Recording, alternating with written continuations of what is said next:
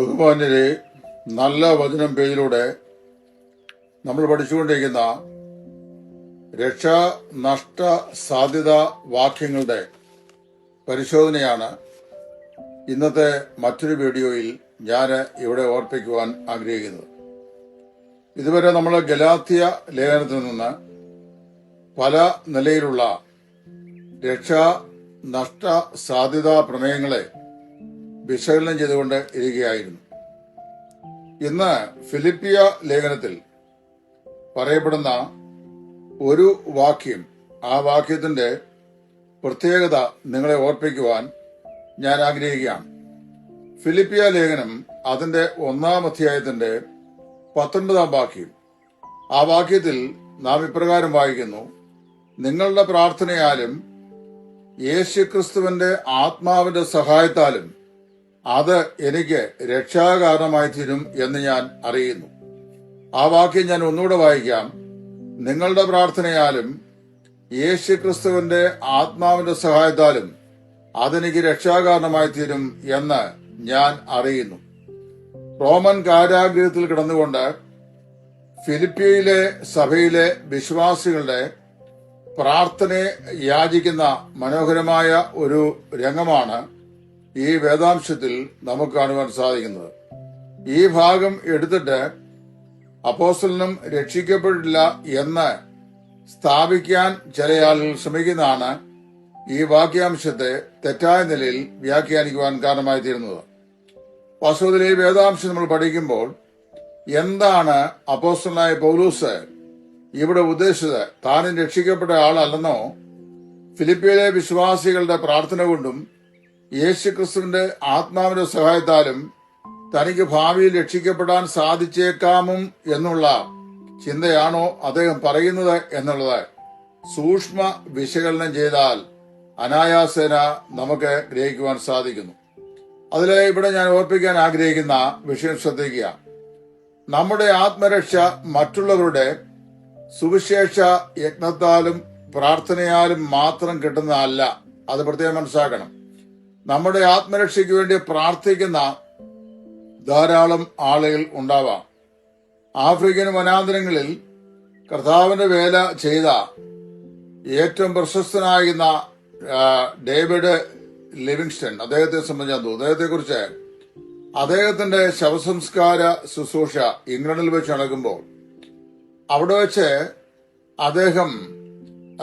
അദ്ദേഹത്തിന്റെ ശവസംസ്കാര ശുശ്രൂഷയിൽ ഒരു ദേവദാസൻ കർത്താവിന്റെ സുവിശേഷവും പ്രത്യാശയുടെ വചനവും സംസാരിക്കുകയും അതുവരെ തന്റെ കൂട്ടുകാരന്റെ രക്ഷയ്ക്ക് വേണ്ടി ഈ പറയപ്പെട്ട മിഷണറി പ്രാർത്ഥിച്ചുകൊണ്ടിരുന്നെങ്കിലും, അവിടെ പ്രസംഗിച്ച മിഷണറി പ്രാർത്ഥിച്ചുകൊണ്ടിരുന്നെങ്കിലും അതുവരെയും രക്ഷിക്കപ്പെടാതിരുന്ന ആ വ്യക്തി ഈ മഹാനായ മിഷണറിയുടെ യാത്രയപ്പിനുള്ള ബന്ധത്തിൽ കർത്താവായ യേശുവിനെ രക്ഷിതാവും കർത്താവുമായി സ്വീകരിപ്പാൻ ഇടയായതായി ഒരു ചരിത്രം വായിച്ചിട്ടുണ്ട്.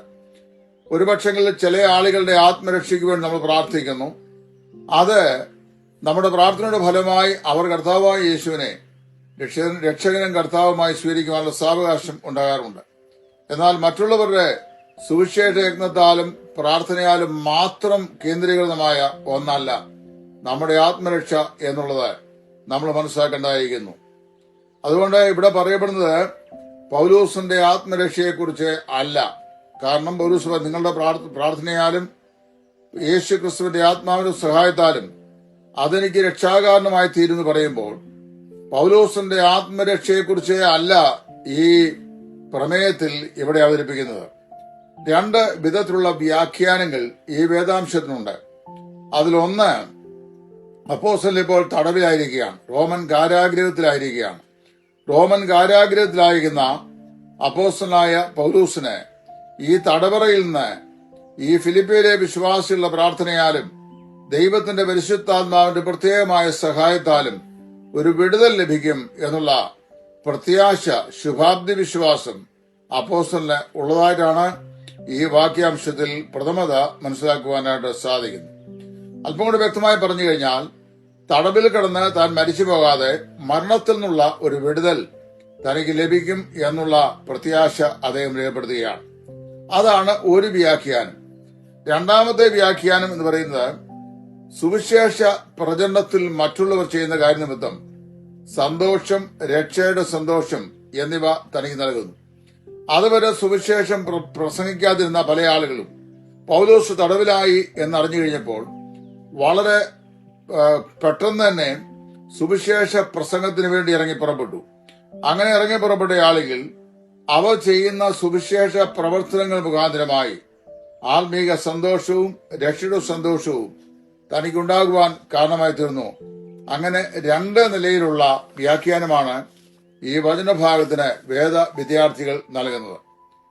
അല്ലാതെ പൗലോസിന്റെ ആത്മരക്ഷയ്ക്ക് ഇവരുടെ പ്രാർത്ഥന കൊണ്ട് സാധിക്കുന്നു എന്നുള്ള നിലയിലല്ല. ജീവിതത്തിലെ രക്ഷയാകുന്ന സംതൃപ്തി തനിക്ക് ലഭിക്കുന്നു. നമ്മൾ രക്ഷിക്കപ്പെട്ടവരാണെങ്കിലും നമ്മുടെ ദൈനംദിന ജീവിതത്തിൽ രക്ഷയുടെ സന്തോഷം നമ്മൾ അനുഭവിക്കണം.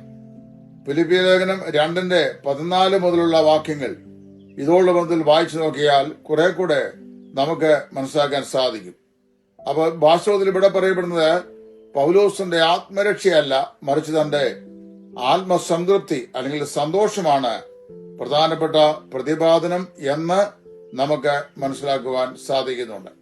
ഏത് നിലയിലായാലും വചനഭാഗത്തെ അതിന്റെ കോണ്ടെക്സ്റ്റ് വ്യക്തമായി മനസ്സിലാക്കാതെ പഠിക്കാൻ ശ്രമിക്കുമ്പോൾ പല നിലയിലുള്ള തെറ്റിദ്ധാരണകളും നമ്മുടെ ജീവിതത്തിൽ ഉണ്ടാകുന്നതാണ്.